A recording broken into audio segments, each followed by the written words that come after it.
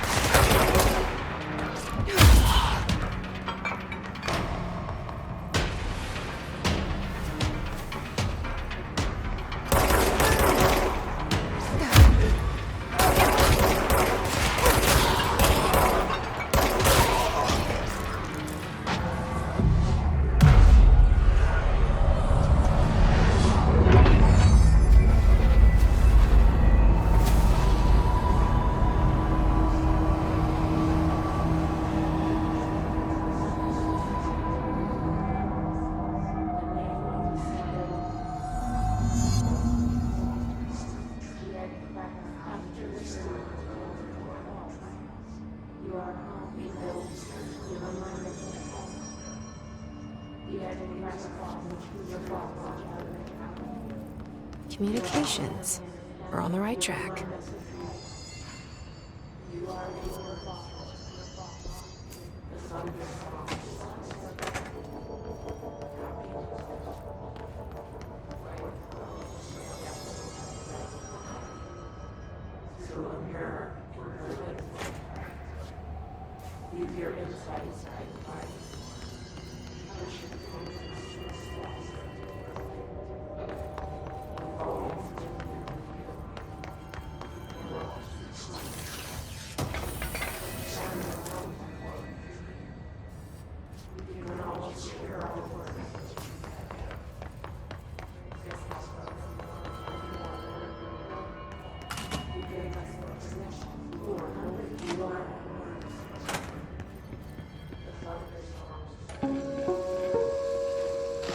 Just look at it.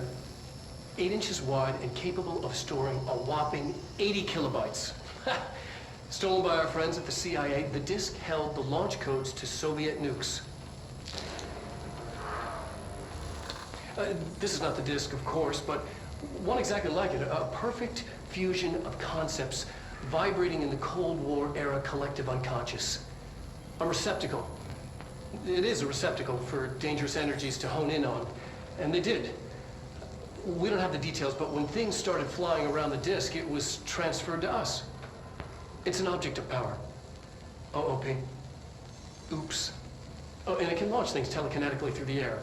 To date, we've launched maybe 3 dozen pencils. And once, we even launched a cup.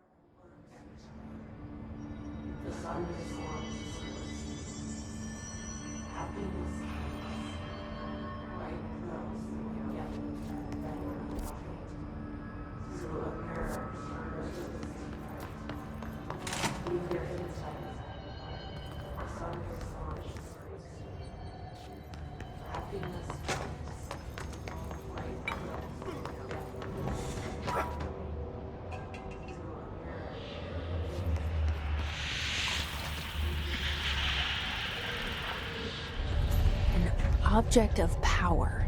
Looks like the hiss have latched onto it. We need to cleanse it.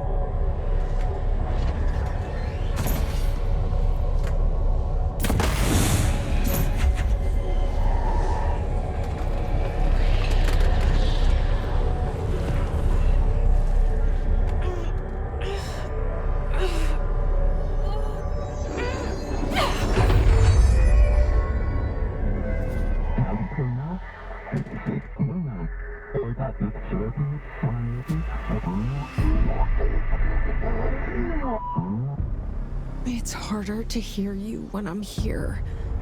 It's like the channel's been changed. The board's in charge here. They're pyramids in the Bureau seal. Are they really the ones pulling the strings? I'm not their director. I'm no one's director.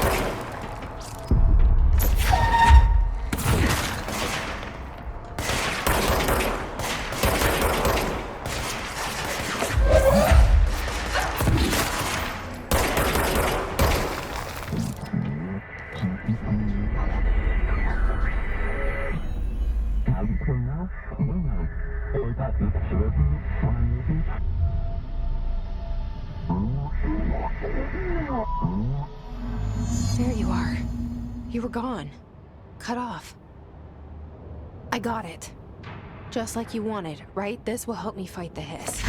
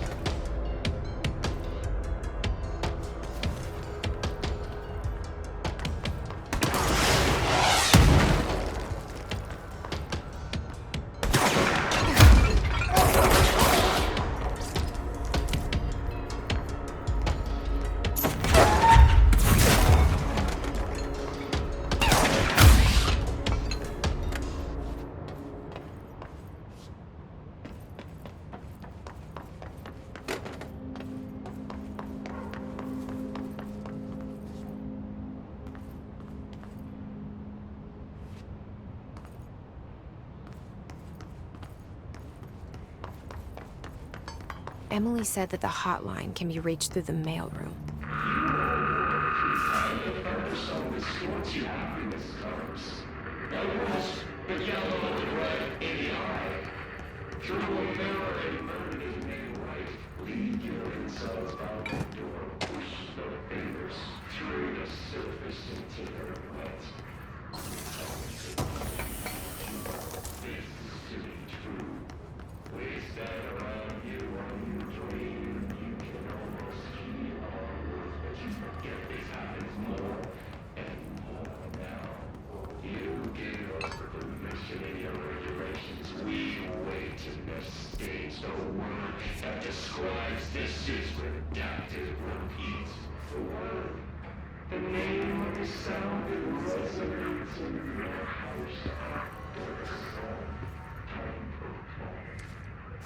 This must open the door.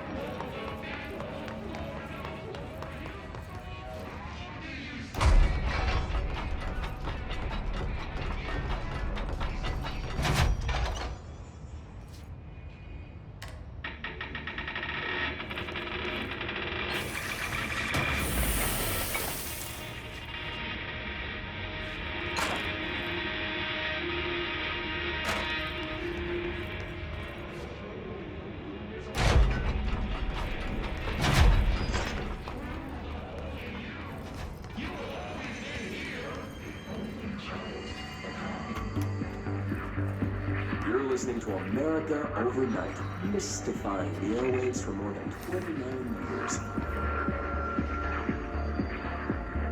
Thank you for staying up with us. Ghosts. We've had many callers over the years tell us of hauntings, voices, and other phantasmagorical phenomena. Today, friend of the show, Dr. Quincy Reagan tells his story. Quincy, thanks. This is something I experienced recently while staying at the Chili Pines Motel in Macon for last year's SuspiciaCon. I was in room 47. The night manager, an avid listener of the program, insisted I take this particular room. Now, the manager explained that years back, the body of a man was discovered under the bed, inside that wooden border that motel beds tend to have. And the body had been there a week, he said. Guests had stayed there, sleeping with the corpse a foot below them. They only found the body when housekeepers complained about the smell.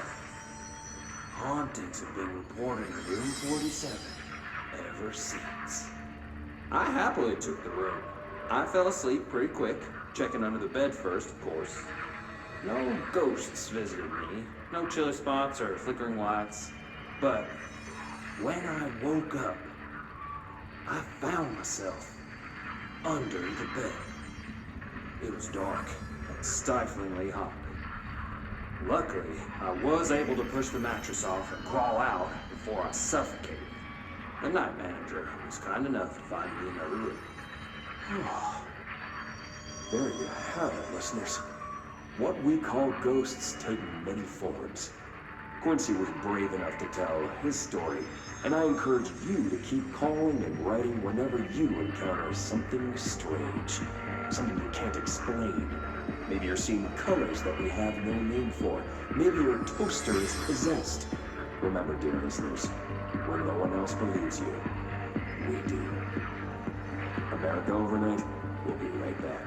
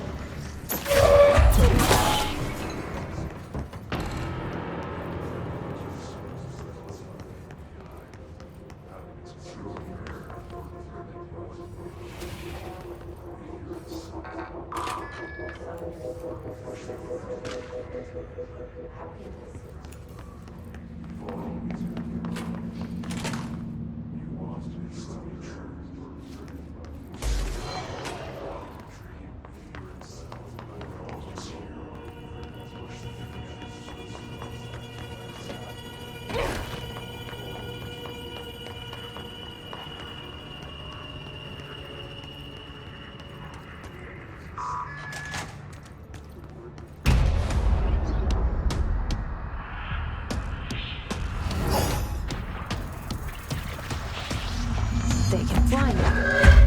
Great.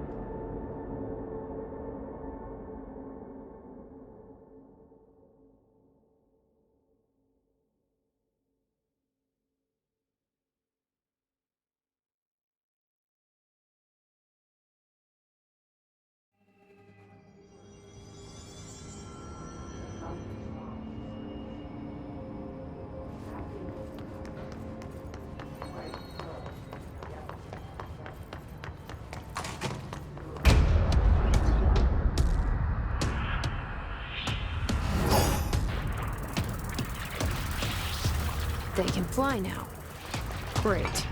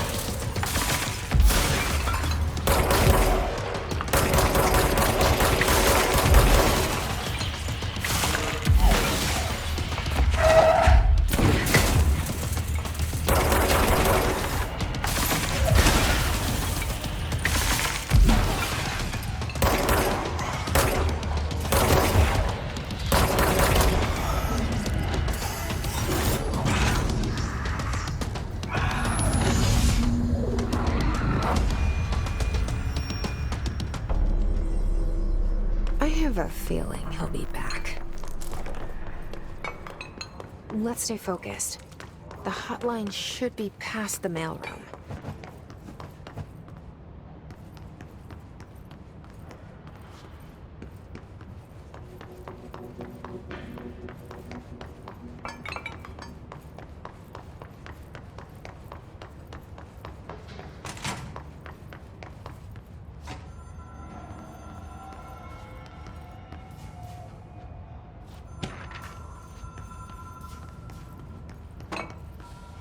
Alberto Tomasi, head of comms.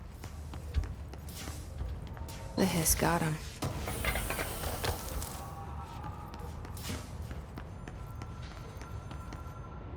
All right, take this down.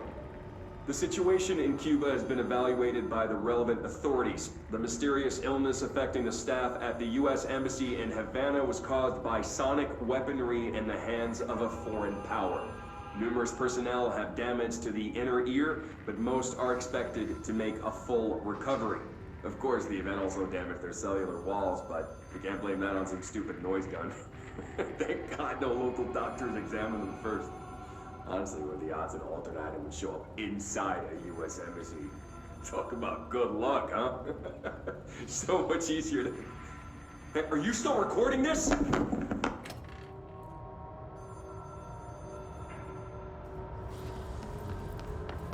The hotline can't be far now.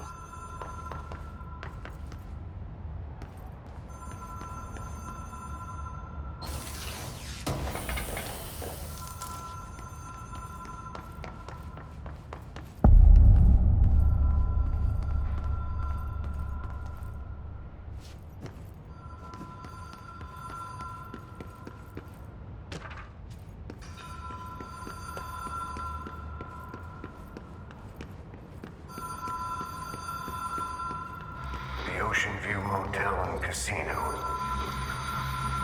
Dream logic. The light switch cord.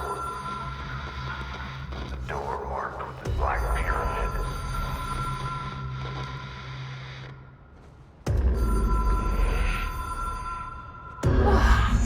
Have we been here before? No. I've stayed at a lot of roadside motels across the country, on the road, on the run, under the radar. This feels like all of them, like something recognized from a dream.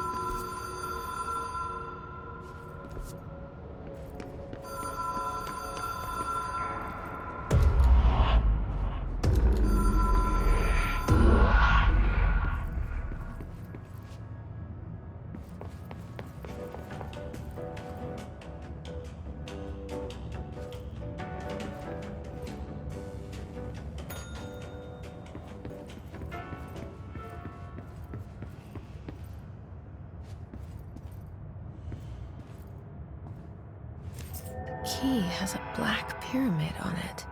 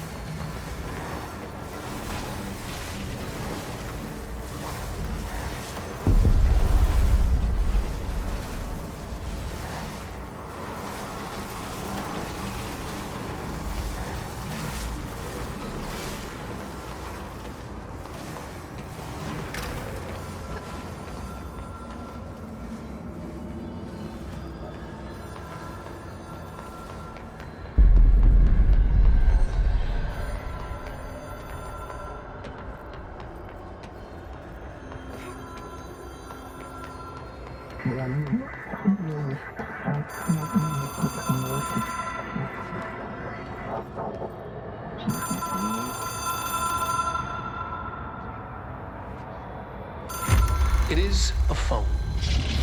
It's an object of power. It doesn't connect to any typical network. A direct line to the astral plane and the board. And my hypothesis is, under the right conditions, to other planes of existence as well.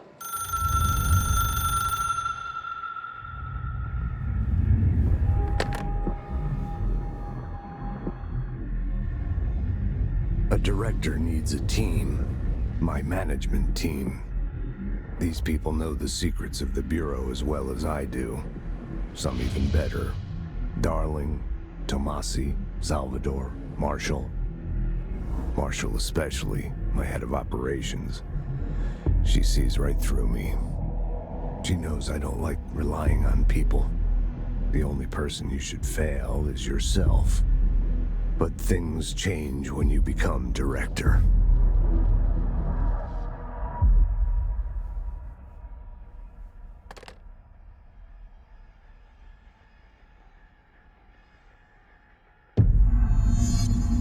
I have it. The hotline. I can reach Trench. Well, listen to him. He feels more like an echo. An echo with important info. I need to get back to Emily. People react strongly when I tell them about you. Is it too soon to tell Emily? She might be able to help.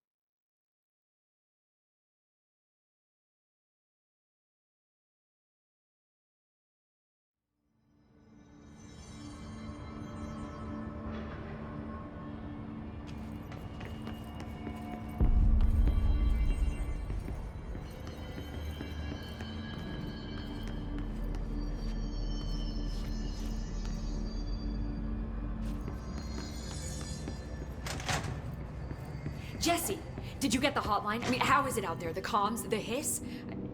Sorry, you made it. I'm glad. I got the hotline. I can make out what Trench is saying now. Incredible. What did he say? He talked about his management team. People who knew the Bureau's secrets. Your boss, Darling. Tomasi, but he's gone. His gone. Salvador? He's the head of security. And Marshall? Helen Marshall is head of operations. She's tough, ex-CIA. She took her Rangers and went to the research sector to secure the HRA production. She hasn't come back. Someone who could help us. The other sectors. How do I get there? It's impossible because of the internal lockdown. You can perform a directorial override to lift it, but that can only be done in the maintenance sector.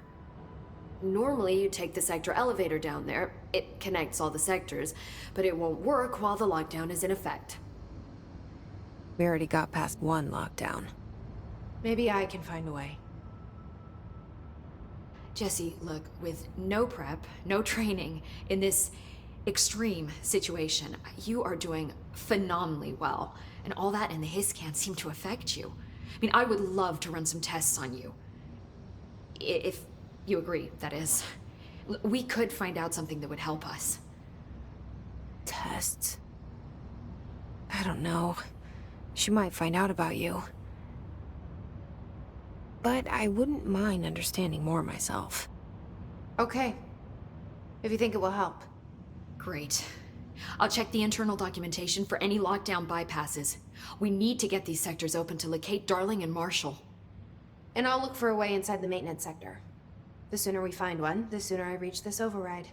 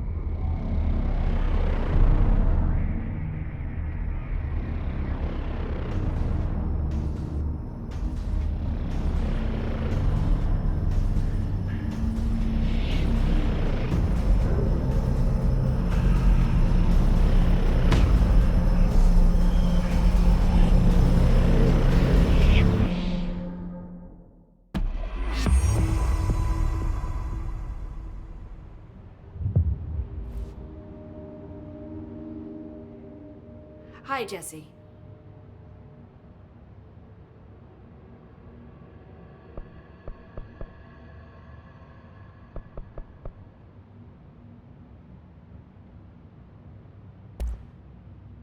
Where did the hiss come from? I'm not sure. You said the hiss was here when you entered. Did you see anything like that outside before you came in? No. No, just inside. The source is internal, then. See, the oldest house is a sprawling complex with openings to other places as well. I don't even know where to start looking. But in the context, it's good news. The lockdown holds.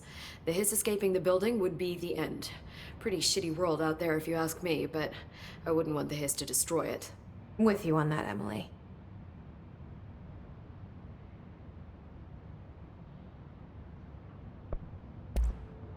You mentioned the oldest house. What is it? This building, the Bureau headquarters, the oldest house, is a shifting place. You've seen it. It transcends its physical limits. I've been to New York a few times. How didn't I notice this place? It's an attribute of the building. This is a place of power. The oldest house doesn't like attention, so unless you're purposely trying to find it, you don't, which is perfect for us. The work we do here is essential, but unstable. The Bureau prefers not to be noticed. And we need strong walls to make sure nothing gets out. So without you, I never would have found the front door. Okay. This trench guy. I keep hearing him in my head. Is he a ghost? Haunting me? I doubt we're talking about a ghost in the traditional sense, but an echo maybe. See, if he was killed by the service weapon, your gun, maybe it's his final thoughts recorded by the bullet in his brain, like a deep space probe sending back data. But that's just a hypothesis on my part. I need the gun to research it. But you better hold on to that given the circumstances. I think I will. Yeah.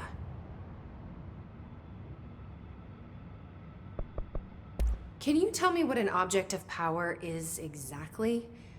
This is all, well, new to me. Don't worry, I love going over the basics. So objects of power are mundane objects that house paranatural energies and have developed a link to the astral plane and can thus be controlled, which is what differentiates them from altered items, which are still housings of paranatural forces, but are more volatile and cannot be bound in the peri-utilitarian sense. Got it? Did she memorize this? Got it. Thanks. So HRA stop you from becoming Hiss? Well, it seems that way. I mean, I hadn't even heard of an HRA until a few weeks ago when Dr. Darling started handing them out. Well, I began analyzing mine as soon as I got it. I mean, each one seems to emit a powerful short-range frequency way beyond anything I've ever seen. Doesn't the timing seem suspicious? I thought that too. Dr. Darling usually likes to unveil his latest breakthrough in big presentations. With these, he just passed them out. Yeah, his behavior makes me wonder what exactly he knew.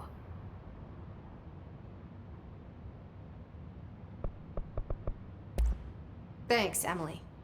I'm sure I'll have more questions soon. Just let me know.